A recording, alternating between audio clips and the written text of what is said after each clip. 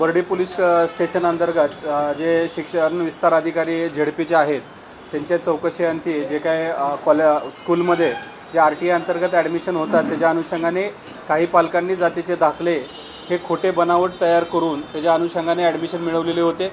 त्या पद्धतीने जे भवन स्कूल आहे त्या ठिकाणचे 11 पालक आहेत त्यांची चौकशी झाल्यानंतर त्या ठिकाणी असं निदर्शनास आले की त्यांनी खोटी कागदपत्र बनावट कागदपत्र अंतर्गत RTI अंतर्गत ॲडमिशन झालेले आहे। त्याच्या अनुषंगाने झेडपीचे जे विस्तार अधिकारी आहेत त्यांची समिती माननीय CO मॅडम यांनी नेमून त्याच्या अंतर्गत चौकशी झाल्यानंतर हा गुन्हा दाखल झालेला आहे आणि आम्ही त्याच्या अंतर्गत तपास पुढील करत आहोत। ओएसिस फर्टिलिटीच्या तज्ञांनी IVF उपचार पद्धतीद्वारे 1 लाखांहून अधिक जोडप्यांना मातृत्व प्राप्तीचा आनंद दिला आहे। मोफत अपॉइंटमेंट बुक करण्यासाठी आजच संपर्क साधा।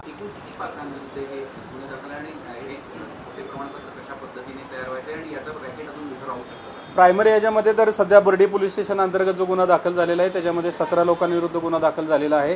तसेच सदर पोलीस स्टेशन अंतर्गत आणखीन एक गुन्हा काल आपण दाखल केलेला आहे त्याच्यामध्ये सुद्धा 2 आरोपी आहेत। याच्यामध्ये आरोपी वाढण्याची शक्यता आहे कारण ॲडमिशन देताना जे काही एजंट थ्रू ॲडमिशन झालेलं प्राथमिक आम्हाला निदर्शनास येते ते एजंट कोण, त्यांना इतर शासकीय अधिकाऱ्यांनी किंवा कर्मचाऱ्यांनी कोणती मदत केली आहे का त्या अनुषंगाने आम्ही पुढील तपास करत आहोत।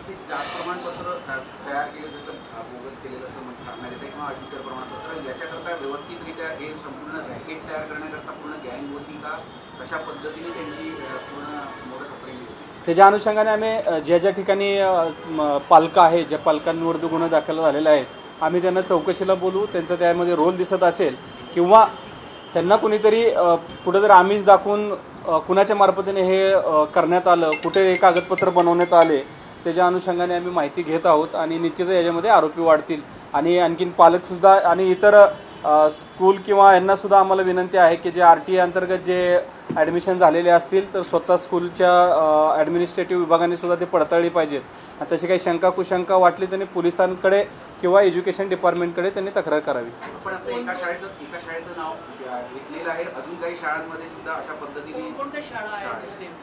आतापर्यंत आपल्याला भवन स्कूलचं जे बर्डी अंतर्गत येतं ते आणि सदरमध्ये जे एक स्कूल आहे त्याचे 2 ॲडमिशन तसे झालेले आहेत पण ह्याची वाढण्याची शक्यता मोठ्या प्रमाणात दिसून येत आहे कारण जे चांगल्या स्कूल आहे जिथं फी मोठ्या प्रमाणात घेतली जाते किंवा त्या स्कूलचं स्टँडर्ड आहे त्या ठिकाणचं प्रायमरी तरी दिसतंय, नंतर इतर स्कूलचं बी असण्याची शक्यता आहे त्याच्या अनुषंगाने सुद्धा आम्ही तपास करू। याच्यात प्रायमा फेसी काही पैशाची देवाणघेवाण झाली का किंवा एका ॲडमिशनमध्ये काही किती पैसे देण्यात येत होते पालकांकडनं हे संपूर्ण रॅकेटला असं काही आढळणार आहे? नाही, आता तपास सुरू झाला आहे। 2 दिवसापासून आपण डॉक्युमेंटेशन व्हेरिफिकेशन करत आहोत। जे काय डॉक्युमेंटेशन प्राप्त आहेत त्या पालकांना बोलून चौकशी करू, नंतरच ह्या गोष्टीचा उलगडा होईल।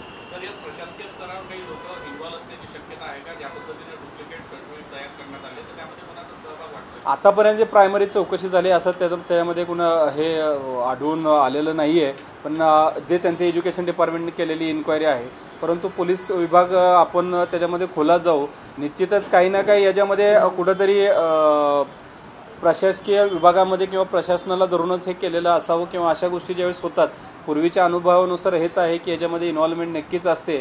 स्कूलचे ॲडमिनिस्ट्रेटिव्ह डिपार्टमेंट असेल किंवा ज्या ठिकाणी दाखले प्राप्त केले जातात त्या ठिकाणीसुद्धा होण्याची शक्यता नाकारता येत नाही।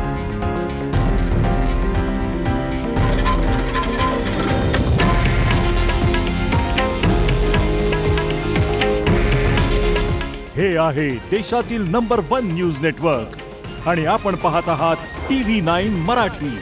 काळजी तुमची, हित महाराष्ट्राचं।